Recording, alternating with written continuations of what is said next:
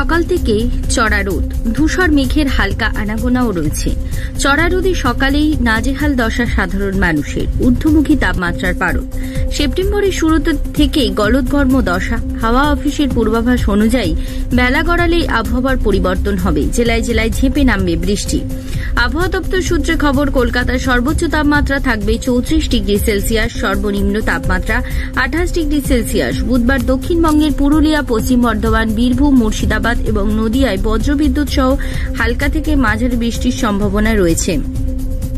এই 5টি জেলায় হলুদ সতর্কতা জারি করা হয়েছে। কলকাতা, হাওড়া, হুগলি, উত্তর 24 পরগনা, দক্ষিণ 24 পরগনা, পূর্ব মেদিনীপুর, পশ্চিম মেদিনীপুর, ঝাড়গ্রাম, বাঁকুড়া, বর্ধমানে কয়েকটি জায়গায় বিক্ষিপ্তভাবে হালকা থেকে মাঝারি বৃষ্টি হবে। তার জন্য কোনো সতর্কতা জারি করা হয়নি। উত্তরবঙ্গের দার্জিলিং, কালিম্পং, জলপাইগুড়ি, আলিপুরদুয়ার, কোচবিহারে বিক্ষিপ্তভাবে ভারী বৃষ্টি হতে পারে। সতর্কতা জারি করা হয়েছে। আগামী কয়েকদিন বিক্ষিপ্তভাবে বৃষ্টি হবে উত্তরবঙ্গের সব জেলায়। আগামী 2 দিনে আবহাওয়ার বিশেষ বদল হবে না। কলকাতা, হাওড়া, হুগলি, উত্তর 24 পরগনা, দক্ষিণ 24 পরগনা, পূর্ব মেদিনীপুর, পশ্চিম মেদিনীপুর, ঝাড়গ্রাম, পুরুলিয়া, বাঁকুড়া, পূর্ব বর্ধমান, পশ্চিম বর্ধমান, বীরভূম, মুর্শিদাবাদ এবং নদিয়ার কয়েকটি অংশে হালকা থেকে মাঝারি বৃষ্টি হবে। শুধুমাত্র বৃহস্পতিবার পূর্ব বর্ধমান, পশ্চিম বর্ধমান, বীরভূম এবং মুর্শিদাবাদে হলুদ সতর্কতা জারি করা হয়েছে। ব্যুরো রিপোর্ট, জেলার বার্তা।